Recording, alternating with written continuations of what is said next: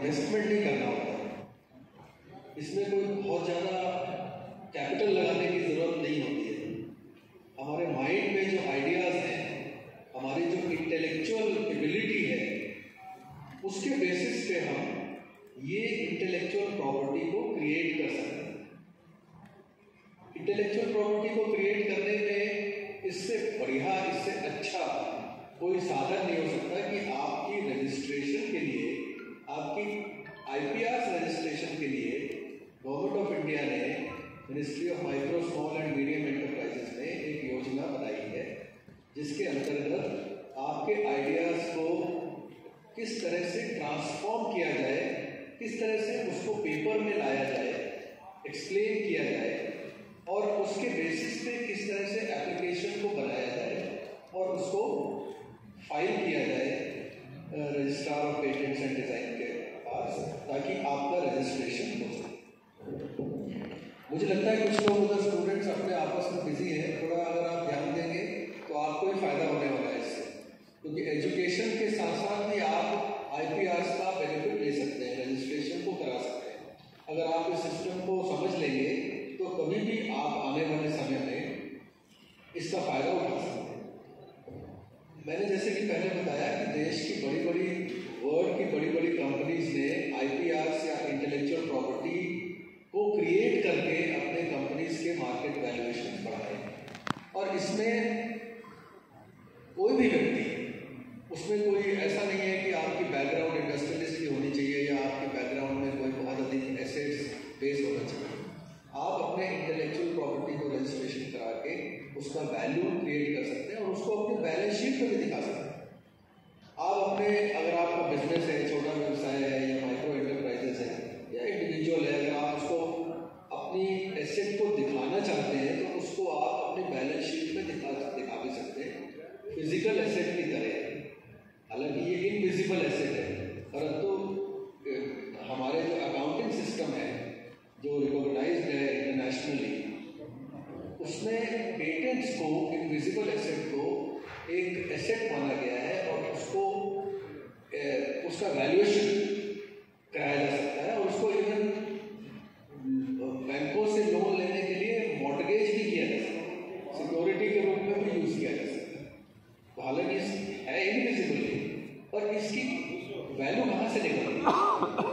इसकी वैल्यू निकलती है कि इसका मार्केट पोटेंशियल क्या है। इस एसेट को या इस इंटेलेक्चुअल प्रॉपर्टी को आप किस तरह से पूरी सोसाइटी में, पब्लिक में, वो डोमेस्टिक पब्लिक भी हो सकती है, इंटरनेशनल भी हो सकती है। अब जैसे कोविड का इंजेक्शन डेवलप हुआ, कोविड का जो इंजेक्शन इंडिया ने डेवलप किया वो एक इंटरनेशनल यूज उसका हो सकता है और उसका जो फॉर्मूला है या उसकी जो मैन्युफैक्चरिंग प्रोसेस है उसका पेटेंट हुआ।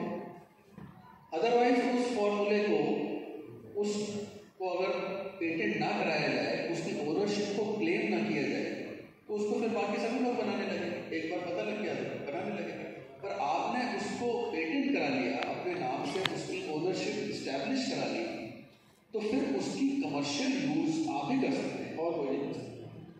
हाँ, उसमें यह ज़रूर है कि आप उसको, आप दूसरों को लाइसेंस कर सकते हैं, आप उसको लीज पे दे सकते हैं, आप उसके साथ पार्टनरशिप कर सकते हैं दूसरों के साथ। उसका बेसिकली पर्पस यही है कि आप उसका कमर्शियल यूज कर सकें, आप उससे रेवेन्यू जनरेट कर सकें, इनकम प्राप्त कर सकें। तो उसके लिए कोई फिजिकल एसेट नहीं चाहिए, उसके लिए आपको कोई फैक्ट्री बनाने की जरूरत नहीं है। आप अपने घर पे बैठे हुए अपनी इंटेलेक्चुअल प्रॉपर्टी को अगर आपने रजिस्ट्रेशन करा लिया, किसी को लीज आउट कर सकते हैं, उसके साथ पार्टनरशिप कर सकते हैं कि भाई मेरा नाम है, मेरी प्रॉपर्टी है और इसको आप यूज करिए और आप हमें इसका रेंटल दीजिए या पार्टनरशिप में हमसे शेयर करिए प्रॉफिट। तो ये भी पॉसिबिलिटी है, बगैर कोई फिजिकल इन्वेस्टमेंट किए हुए, बगैर कोई फैक्ट्री लगाए हुए, बगैर कोई बहुत अधिक मतलब काम किए। तो ये आइडिया की वैल्यू है। और आइडिया मैंने बताया कैसे आता है। आइडिया आता है कि आपने कोई प्रॉब्लम देखी और उसका सोल्यूशन आपके माइंड में आया। मैंने बताया इनोवेटिव होना चाहिए। इनोवेटिव अगर सोल्यूशन है और उस अभी तक किसी ने डेवलप नहीं किया होगा पूरे वर्ल्ड में, ये तो बिल्कुल ही पहली बार मैं सोच रहा हूँ। तो उसकी आपको रिसर्च करानी पड़ेगी, उसको खोज होती है उसके लिए हमारे पास जो कंसल्टेंट्स हैं जो आपकी हेल्प करेंगे, वो सर्च करते हैं। पहले आपका आइडिया लेके उसका पूरे वर्ल्ड में सर्च करेंगे, उसका भी एक मेथड है सर्च करने का, उसको आप नहीं कर पाएंगे, आप भी चाहे तो कर सकते हैं।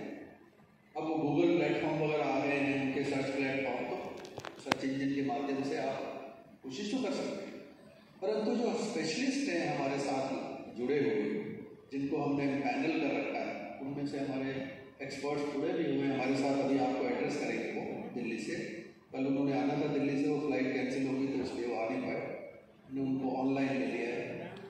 तो वो आपकी आइडिया को सर्च करके आपको ये बताएंगे कि ये आइडिया अभी तक कहीं नहीं, या अगर है और डिफरेंट फॉर्म में, तो उसका फॉर्म आप कैसे मॉडिफाई कर लीजिए अपने आइडिया के। जो सर्विस है वो प्रोडक्ट है या सर्विस है, तो दो ही चीज़ें हो सकती है आइडिया, या तो प्रोडक्ट होगा या प्रोसेस होगा किस तरह से बनाया जाए, या फिर कोई सर्विस का मेथड होगा। तो उसको आप किस तरह से थोड़ा मॉडिफाई कर लें ताकि वो जो पहले से आइडिया पेटेंट ऑलरेडी है वर्ल्ड में, उससे वो डिफरेंट हो गया। तो ये सलाह भी वो देते हैं।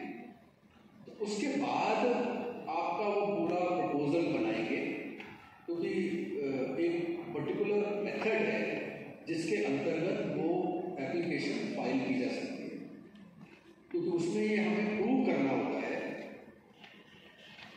कि ये इनोवेटिव कैसे है, हम क्या इनोवेशन को रजिस्ट्रेशन